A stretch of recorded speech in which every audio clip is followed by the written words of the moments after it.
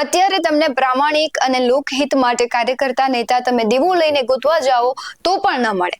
ખબર નહીં શું વિચારીને અથવા કઈ લાલચ સાથે રાજકારણમાં પ્રવેશ કરતા હશે કે પદ મળ્યું નથી ને ભ્રષ્ટાચાર કરવાનું શરૂ નથી કરવું.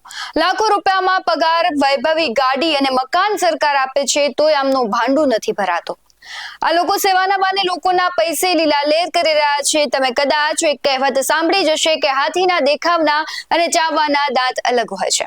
બસ આ જ કહેવત 100% બંધ બેસે છે આપણા નેતાઓ પર. સેવાના બણગા ફૂંકતા નેતાઓ માત્ર વાતો જ કરે છે સારી, બાકી હકીકતમાં તો ક્યાંથી પોતાને પૈસા મળે તે જ વિચારે છે.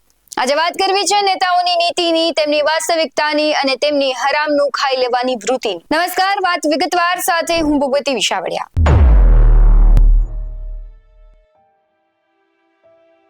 છેલ્લા કેટલાય સમયથી ગુજરાતમાં શું ચાલી રહ્યું છે તો તેનો જવાબ આવે કૌભાંડ, ભ્રષ્ટાચાર, ગુંડાગર્દી, હત્યાઓ અને સત્તા માટે ચાલતું રાજકારણ અને સમાજકારણ.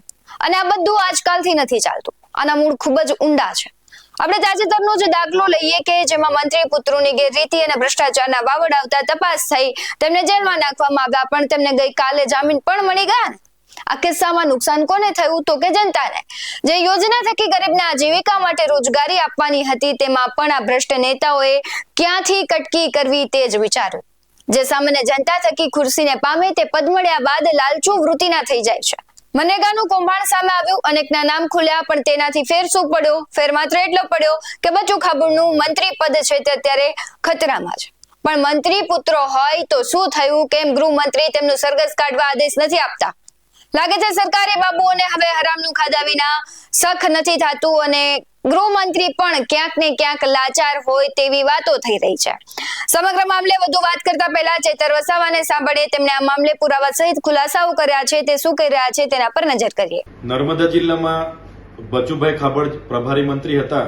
2021, 21, 22 અને 22-23 દરમિયાન કોંગ્રેસના દિગ્ગજ નેતા, પ્રદેશના આગેવાન એવા હીરાભાઈ જોટવાની શ્રી જલારામ એન્ટરપ્રાઇઝ એજન્સીને સાથે રાખીને બંને જણની ભાગીદારીમાં મનરેગા યોજનામાં મટીરીયલ પૂરું પાડવાના નામે 400 થી પણ વધારે કરોડનું કૌભાંડ થયું હોય એવું અમને લાગી રહ્યું છે. આજે અમે તમામ પુરાવાઓ સાથે બેઠા છે અને આ પુરાવા અને એમણે આપેલી માહિતીના આધારે ગ્રાઉન્ડ પર જે પણ કામના નામે એમણે પેમેન્ટ લીધા છે એ કામ આજે થયા નથી. ત્યારે ભૂતકાળમાં પણ અમે તમામ સરપંચોને આ સાથે રાખીને એમના વિરોધમાં આવેદનપત્ર પણ આપ્યું હતું, પોલીસ અધિક્ષકમાં ફરિયાદ પણ દાખલ કરાવી હતી. પણ મોટા કદના નેતાઓ હોવાના કારણે જે તે સમયે એમના માત્ર નિવેદનો લઈને, અધિકારીઓના નિવેદનો લઈને ભીનું સંકેલી દેવામાં આવ્યું હતું.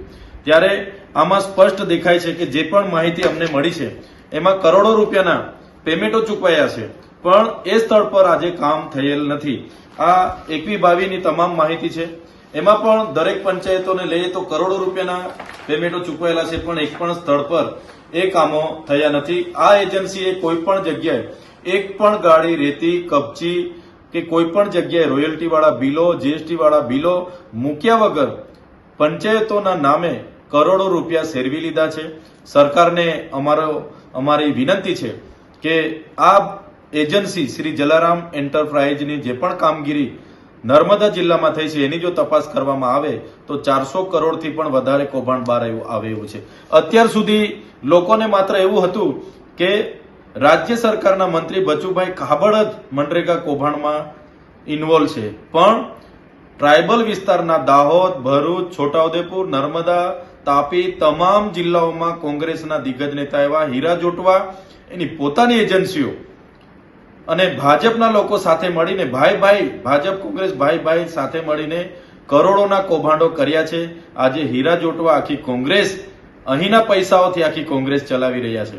ત્યારે સરકારને અમારી માંગણી છે, એક તો નૈતિકતા સ્વીકારીને બચુભાઈ ખાબડને મંત્રી પદેથી દૂર કરવામાં આવે અને આ હીરાભાઈ જોટવાની જેટલી પણ એજન્સીઓ ટ્રાયબલ વિસ્તારોમાં કૌભાંડો કર્યા છે એમની તપાસ કરાવીને કડકમાં કડક કાર્યવાહી કરવામાં આવે એવી અમારી માંગણી છે. નર્મદા જિલ્લામાં બચુભાઈ ખાબડ જ્યારે પ્રભારી મંત્રી હતા ત્યારે કોંગ્રેસના એક દિગ્ગજ નેતા હીરા જોટવા જે વેરાવળથી અહીંયા શ્રી જલારામ એન્ટરપ્રાઇઝ લઈને આવ્યા હતા, આ એજન્સીને મટીરીયલ પૂરું પાડવા માટે 2021, 21-22 અને 22-23 3 વર્ષની એમને એજન્સી આપવામાં આવી હતી.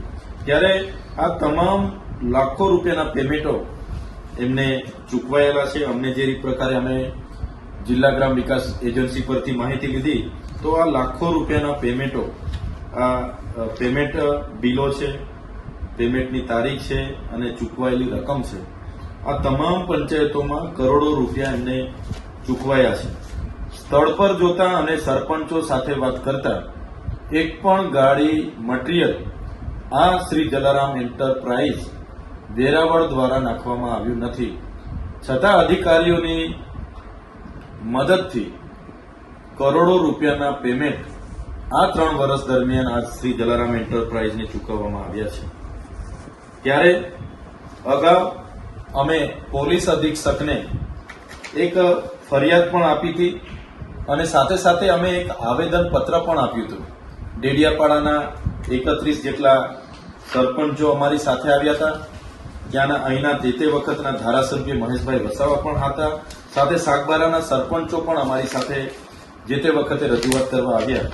પરંતુ આ આવેદન પત્ર છે, જે તે વખતે જે સરપંચોએ પોતે સહી સિક્કા કરીને આપેલા આવેદન છતાં બચુભાઈ ખાબડે પોતાનો સત્તાનો દુરુપયોગ કરીને અને હીરાભાઈ જોટવા પ્રદેશના દિગ્ગજ કોંગ્રેસના નેતા હોય એમણે પોતાના પાવરનો ઉપયોગ કરીને અહીં પોતાનો જમાવડો જમાવીને કરોડો રૂપિયા અહીંયા સેરવી લીધા છે.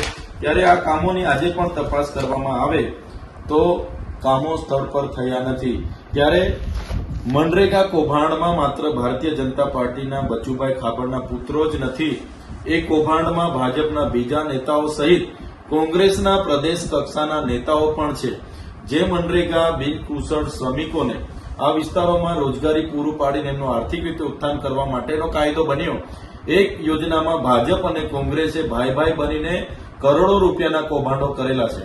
આ હીરા જોટવા પ્રદેશ કક્ષાના કોંગ્રેસના દિગ્ગજ નેતાએ ભરૂચ, નર્મદા, છોટાઉદેપુર, દાહોદ સહિતની તમામ વિસ્તારોમાં પોતાના અલગ અલગ નામની એજન્સીઓ રાખીને કરોડો રૂપિયા પોતે ઘરે બેસીને ખંખેરી લીધા છે અને આજે આખી કોંગ્રેસ પાર્ટી ચલાવી રહ્યા છે.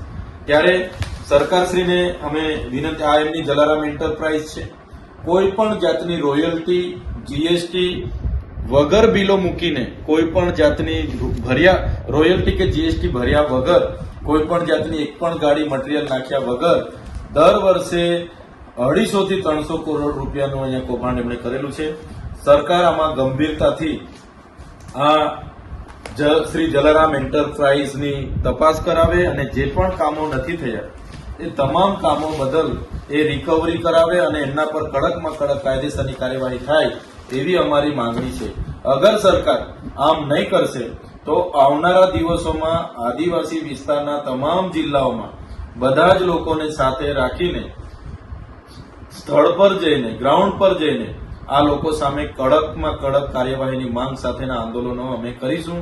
આજે મળેલી માહિતીના આધારે અમે સ્થળ તપાસ કરી, ત્યાંના લોકોને પૂછ્યા, કોઈ જગ્યાએ આ એજન્સી દ્વારા મટીરીયલ નાખ્યું નથી, છતાં અધિકારીઓ અને બીજા નેતાઓના ઇશારે કરોડો રૂપિયાના પેમેન્ટ થયા છે, જેની તટસ્થ તપાસ થાય એવી અમારી માંગણી છે. કૌભાંડ કરતા નેતાઓએ ભારત અને વિશ્વભરના રાજકારણમાં એક ગંભીર સમસ્યા છે.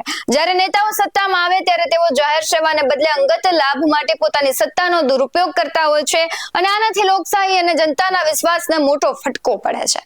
આવા નેતાઓ કોઈ પક્ષ કે પ્રદેશ કે અન્ય સ્તર પર તે મર્યાદિત નથી હોતા. તેઓ ગ્રામ પંચાયતથી લઈને કેન્દ્ર સરકાર સુધી કોઈ પણ સ્તરે જોવા મળી શકે છે. તેમના કોઈ ઠેકાણા નથી. એટલે કે ભ્રષ્ટાચાર કરતા નેતાઓ કે ભ્રષ્ટાચારીઓ ગમે હોય, અધિકારીઓ હોય, તેમનું કોઈ ઠેકાણું કે સરનામું હોતું નથી. તેમના ભ્રષ્ટાચારની પદ્ધતિ પણ નથી હોતી. કૌભાંડનો વ્યાપ અલગ અલગ હોઈ શકે છે. તે ક્યારેક ગરીબ લોકો છે તેમને મળતા પૈસામાંથી કૌભાંડ કરે છે, ક્યારેક તે કહેવાય કે દીકરીઓને મળતી જે સાયકલો છે તેમાં કૌભાંડ કરે છે. પાણી જેવી વસ્તુ છે કે જે જીવનની પ્રાથમિક જરૂરિયાત કહેવાય, તો એ નળથી જળ સુધીની જે યોજનાઓ છે તેમાં પણ તે ભ્રષ્ટાચાર કરે છે. એટલે ભ્રષ્ટાચારનું કોઈ ઠેકાણું નથી. તેમને મજા આવે એમાં ભ્રષ્ટાચાર કરે, તેમનો સુખાલી થઈ ગયો એટલે ચાલો એક યોજનામાં કે સરકારની કોઈ પણ એક વસ્તુમાં તેઓ ભ્રષ્ટાચાર કરી નાખે છે, ટેન્ડર પાસ કરાવી નાખે છે, એટલે તેમનો ખિસ્સો ફરી ભરાઈ ગયો એટલે પાછું જનતાના પૈસા લીલાલેર કરવા થાય. આમને ઓળખવા ખૂબ જ અઘરા છે, પણ અશક્ય તો નથી જ. કૌભાંડ કરતા નેતાઓના કારનામા બહાર આવે ત્યારે પ્રશ્ન સૌથી મોટો એ થાય કે વડોદરામાં આપણા મૃદુ અને મક્કમ મુખ્યમંત્રી મહિલાઓને એજન્ડા સાથે તેમના કાર્યક્રમમાં આવ્યા હોવાનું કહે છે, પણ સાહેબ જરાક તમે મંત્રીમંડળમાં જોજો અને નક્કી થાય ત્યારે દૂરબીન લઈને ચેક કરજો કે મંત્રીઓ ભ્રષ્ટાચારના એજન્ડા સાથે તો આવ્યા નથી ને. દૂર દૂર સુધી તમને દેખાઈ જશે કે મંત્રીઓના મનમાં શું ચાલી રહ્યું છે, કેમ કે કામ તો એજન્ડા સાથે આવ્યા હોય તેવા જ કરે છે. એટલે ખાસ મુખ્યમંત્રીને ટકોર કરવી છે કે તમે આ ખાસ ધ્યાન રાખજો. અત્યારે જે કૌભાંડો સામે આવી રહ્યા છે તેના પર નજર કરીએ તો તમને હજુ પણ મોટી કાર્યવાહી કશું થઈ હોય તેવું દેખાઈ નથી રહ્યું, કારણ કે આની પહેલા પણ અનેક કૌભાંડો સામે આવ્યા હતા. બીઝેડનું કૌભાંડ રાજ્યવ્યાપી આટલું મોટું ભોપાળું થઈ ગયું તેમ છતાં પણ તેમાં કાર્યવાહી શું કરવામાં આવી? રાજ્યના દરેક લોકો જાણે છે કે શું કાર્યવાહી થાય છે, કેટલા દિવસમાં સંકેલાઈ જાય છે.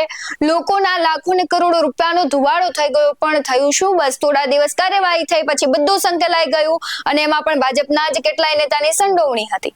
અને મનરેગા મામલે પણ કંઈક એવું છે કે નર્મદામાં જે છોટુ વસાવા છે તેમણે પણ વિરોધ કર્યો છે. ભરૂચના સાંસદ મનસુખ વસાવાએ પણ પ્રતિક્રિયાઓ આપી.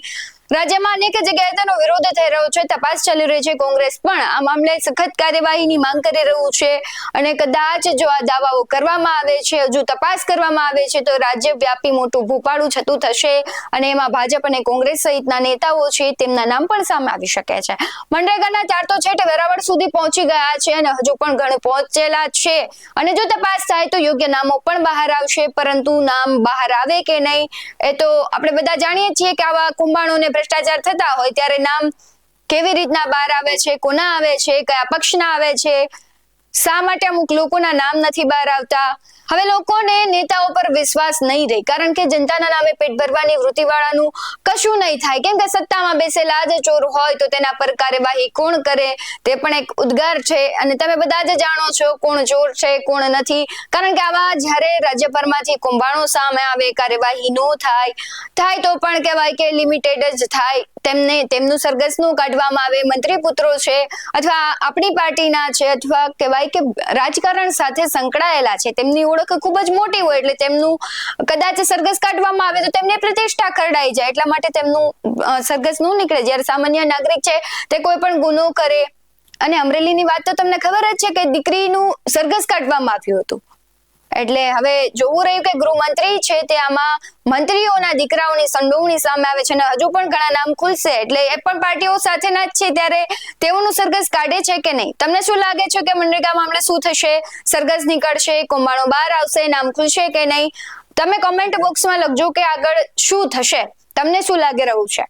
હાલ વાત વિગતવારમાં બસ આટલું જ. વધુ જોવા માટે તમે અમારી YouTube ચેનલને સબસ્ક્રાઇબ કરી લેજો. અમને Facebook અને Instagram પર ફોલો કરવાનું ભૂલતા નહીં. બાકી અવનવી અપડેટ્સ મેળવવા માટે આપ જોતા રહો VS9 TV ન્યૂઝ. નમસ્કાર.